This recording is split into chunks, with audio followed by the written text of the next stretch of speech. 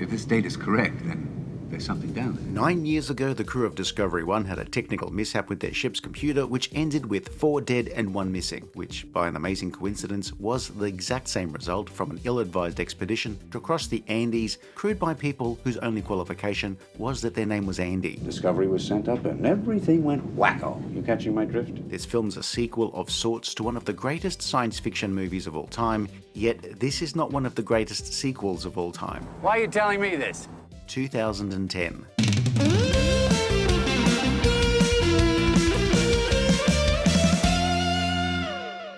Has the mission been completed? You know that I have the greatest enthusiasm for it. 2010 is a 1984 film from Peter Hyams that's an adaptation of Arthur C Clarke's sequel novel to 2001, A Space Odyssey. But it's also a visual sequel to Stanley Kubrick's 1968 film. It's often marketed as 2010, the year we make contact, and as we'll see, it does have a completely different feel to Kubrick's film, while at times wanting to be a love letter to that classic. What's going on here? The film begins with Dr Heywood Flloyd's report into what was known about the incident on Discovery 1. As far as this film is concerned, back in 1999, a strange alien object, later known as the Monolith, had been found on the moon and emitted a mysterious signal aimed at Jupiter. A 2001 mission by the crew of Discovery 1, it did not end well for the crew of Discovery 1 when the onboard computer, HAL 9000, killed 4 of the crew before it was disconnected by the lone survivor, Dave Bowman. He left the ship, leaving behind only a cryptic message. My God, it's full of stars. Viewers of the original film know that Dave entered some sort of Stargate and met aliens who do some really great Dave Bowman cosplay. A few years later, but not necessarily in 2010, former director of I Can't Believe It's Not NASA, Dr Heywood Flloyd, is approached by a Russian science official who lets him know that their space mission will reach Jupiter and Discovery many months before an American mission. And if, say, the Americans want to hitch a ride, well, you know, they're going that way. Oh, and it also looks as though Discovery 1's orbit is changing, and in not an especially natural way. How long before it impacts on IO? The Americans end up going because they don't want the Russians to get to hell first, and the Russians are happy because it's a good way to stick it to the Americans. Though, bots and bribes are cheaper. It's terrifying to hope that the Russians are less crazy than we are when they are clearly crazy. Floyd's elected to go on the mission, and while his young son is curious... Are you gonna die? What? His wife's not all that impressed. As the Russian vessel Alexei Leonov nears Jupiter, There yet? Floyd is awakened by the Russian commander Kubrick as their scanners have revealed the presence of chlorophyll on one of Jupiter's moons, Europa. Europa, generally being a frozen ball having something that could indicate the presence of life, is a game changer on the level of discovering that the elevator door close button doesn't actually do anything. The Russian crew are a little wary of sharing too much with Floyd, and they're played by actors who played every KGB agent in 80s movies and TV shows, including the guy who looks like Russian Roy Scheider. Max, at least, is friendlier, and he doesn't once ask about rent. The rest of Heywood's team are woken up. Ship designer Kernow and computer expert Dr. Chandra, HAL's creator. On board the ghost ship Discovery 1, well, it's a ghost ship with no sign of what happened to Dave Bowman. Floyd has been pondering the meaning of Dave Bowman's final transmission. My God, it's full of stars. Chandra gets Hal working again to the point where he can satisfy himself as to why Hal did what he did. Basically, conflicting instructions made him paranoid and then homicidal. I'm much the same. Every time I use the navigation on my car, my passenger keeps suggesting an alternative route. And then if I listen to the passenger, then the sat-nav gets really stroppy trying to recalculate the route. And then of course the passenger chimes in again and the sat-nav, and it's little wonder that I now take the bus. This conflicting advice does explain Hal's actions somewhat, but it also lets it off the hook for 4 murders. I think I read that in a manual somewhere. So far, 2010 has been a very what you see is what you get sort of film. But then, for the film's last reel, the director remembers he's making a sequel to one of the most obtuse films of all time, and it's time for things to get a little weird. Dave Bowman, who's thought to have died 9 years earlier, shows up to scare the living shit out of first his widow, and then his comatose mother. I think something wants us to stay away from Europa. Meanwhile, the political situation on Earth has worsened, where it's reached a technical state of war. Both crews are ordered back to their own craft and to disassociate with each other. Discovery 1 has enough fuel to get back to Earth very slowly, but their launch window is not for another 4 weeks. But then there's the spanner in the works, or at least another spanner in the works. Maybe it's in a whole toolbox. Dave Bowman shows up to convince Flloyd that they have to leave in 2 days because something's going to happen. Something wonderful. Floyd's plan? Leave now using Discovery as a booster for the Leonov, and discard Discovery after its fuel is burned up. The problem is getting Hal to cooperate. Have you discussed this with Hal? No. There's a very real question as to whether they can get Hal to sacrifice himself. The Something Wonderful involves a rapidly expanding black spot on Jupiter, which is apparently made out of more than 1 million monoliths and counting. That is a lot of monoliths. That's so many monoliths. There's a surfeit of monoliths, which subsumes Jupiter, and the former planet becomes a star. Discovery and Hal are destroyed, while Leonov will make it back to Earth safely. And as a postscript, the appearance of a second star seems to have solved the political crisis on Earth. Huzzah! Space exploration always looks really dangerous, but I still want to go to Jupiter, just so I can get one of these t-shirts as a souvenir. And guess what we discover along the way? The possibility of life of some kind. 2010 is an odd film, in that it's a sequel to a movie released 16 years earlier, but it's mostly set 9 years later than part of the first film. The original film was called 2001, and in it we're never really told which part of the film is actually set in 2001. Is it the bit on the moon, or 18 months later on Discovery? As far as 2010 is concerned, Hal's work on converting live humans to those formerly listed as drawing breath happened in 2001. On the Leonov, Flloyd talks about events on Discovery having happened 9 years earlier. So here we are, 9 years later, trying to figure out what the hell happened and what the monolith is all about. In 2010, the first 20 or so minutes of the movie are actually set sometime before 2010, perhaps let's say 2008. That's allowing for 4 months of mission prep and the first half of a Jupiter round trip that would normally take 2.5 years. Look, anytime my brain converges with mathematics, the results are often fuzzy. So let's just say around 22 months have elapsed from the start of the movie to the action near Jupiter. And that's just me taking a best guess. Some people may take issue with this movie resetting some of the details from Stanley Kubrick's movie, but we are talking about a sequel to a film where most of the explicit details were cut from the final movie. Anywho, the dates are just window dressing for a film that's a bit of science fiction, a bit of science fact, and a dollop of science schmience.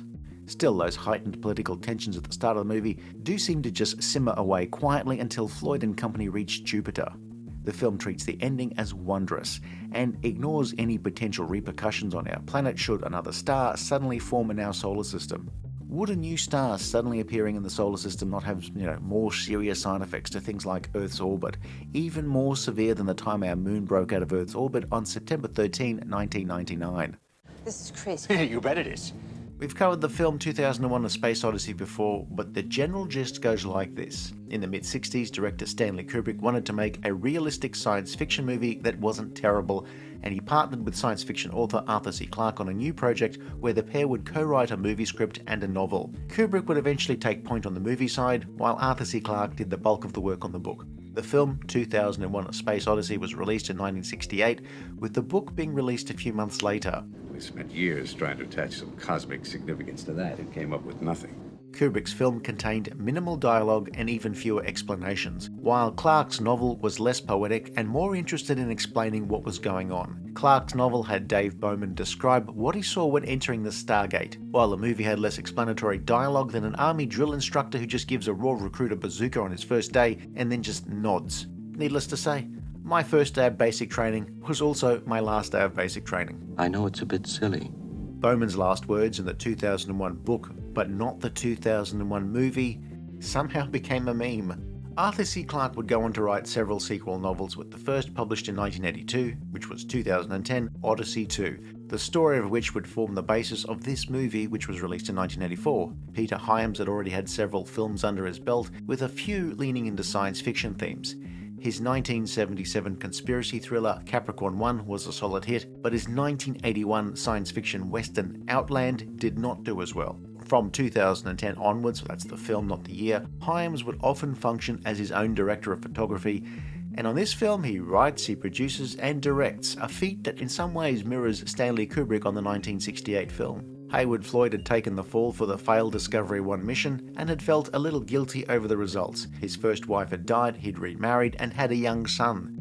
And apparently he'd bought a house that he'd seen on Miami Vice that came with its own industrial strength solarium. We left some good men up there, and I sent them. I have to go. Roy Scheider is a very different Heywood Flloyd compared to William Sylvester, who played the role as a Madison Avenue advertising executive. This Heywood Flloyd is more of a cool dad academic, one who's much chattier and who needs to know what happened to Discovery. Speak English? No. Bob Balaban is the computer genius that Flloyd doesn't think he can trust. Chandra has a need to understand what caused Hal to fail. I was told to lie by people who find it easy to lie. Helen Mirren is Commander Kubrick, and John Lithgow forms a double act with Elya Baskin. Madolyn Smith was Floyd's young wife, and Dana Elcar and James McEachin each played the same basic role representing their respective governments. Douglas Rain and Keir reprised their roles from 2001 as Hal and Dave Bowman respectively. And of course there's Russian Roy Scheider. 2010 doesn't have close to the reputation of 2001, but it is a very different film. Hopes at the time were obviously high, with Peter Hyams getting some sort of blessing from Kubrick, or at the very least, Kubrick said that he didn't care one way or the other, which is not really a blessing, but whatever. 2010 would recreate parts of the Discovery interior and exterior, suits and props, although with teeny tiny little changes, but 2010's story is an adaptation of the novel from Arthur C Clarke, with the film adding the geopolitical tensions. You are authorized to observe other aspects of our mission. We have no other obligation. Arthur C Clarke wasn't interested in pure prose, but he was a futurist, so his story focuses on a realistic look at space travel. 2010 ends up as a dialogue-heavy film, one that feels the need to explain almost everything. By everything, I mean it wants to explain what happens in the movie, not everything, as in things like, well, why do pigeons love shitting on my roof? I don't know. It's bizarre. Unless it's got something to do with that monolith up there. 2010 has characters talking, and Scheider's narration where Flloyd dictates letters to various people. It's dynamite on paper. Of course, the people who came up with the numbers on the paper aren't here. Parts of the film are almost a space exploration procedural, from a sequence showing a dangerous maneuver to slow down the Leonov, to Max and Kernau's spacewalk, and again with Max's pod being destroyed after an encounter with the Monolith. Aside from recreating Kubrick's film, the movie's main production design element was that of the Leonov, complete with its rotating center section and a submarine-like interior that contrasts with the stark minimalism of Discovery. I tend to wear a really loud sports jacket whenever I visit a retrospective exhibition of Donald Judd's work. I don't know. Doesn't look good. The special effects are solid for a mid-80s film, made in the 1980s way, a lot of blue screen and motion control work, rather than the multiple exposures of the original film. The effects are solid, though there are times when the optical compositing would show the limits of the technology. Although, as you can see, they are improving. It's a normal 35mm film, rather than something made for Cinerama. And instead of a soundtrack full of classical music, it has a mainly synthesized score by David Shire, though it's got an up-tempo version of Thus Spake Zarathustra, a tune that's become synonymous with 2001, and coincidentally, the ringtone of everybody who's ever been kicked out of a cab. But that's not true. We don't know that. 2010 is a film that I've always enjoyed, but if you're attached to the Kubrick way of presenting the material, Peter Hyams' approach just feels a lot more workmanlike. It's also a lot more human and less distant. September. Hot dogs have been boiling since the opening day in April. That's a hot dog. The fact that the characters here took like actual people rather than stoic mannequins of Kubrick's film might be jarring if you decide to watch both films back to back. Oh, sons of bitches. Do not do what my cousin Ted did and watch them in the wrong order. God, Ted's such a dork. So what else do they do in Kentucky? Never been there. 2010, deciding that it wasn't weird enough most of the time, would at least give you the big ending where you didn't necessarily understand the what, the why, or the how, and you just have to go with because. Will I dream? I don't know. Something's happened to Jupiter, and we've been warned to stay away from Europa. The end. 1984 was a banner year for space-themed science fiction movies. Piece of pie. Cake.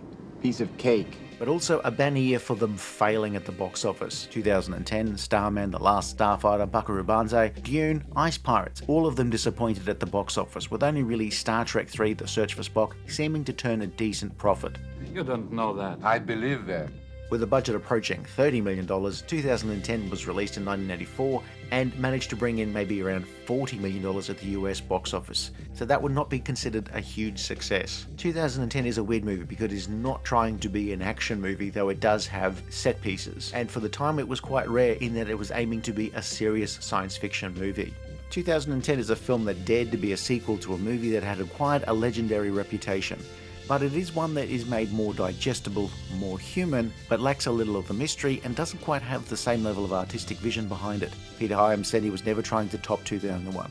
Well, that's true, but if you take 2010 on its own, it is a solid and intelligent film. 2010 is a film that I like due to its interesting enough premise and has an excellent cast and is very well made. It's a pretty decent Roy Scheider movie, but it's also the best movie to feature Russian Roy Scheider.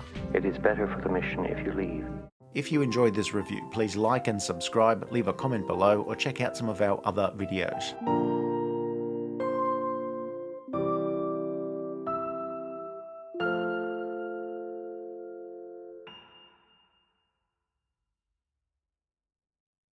It's all very clear to me now.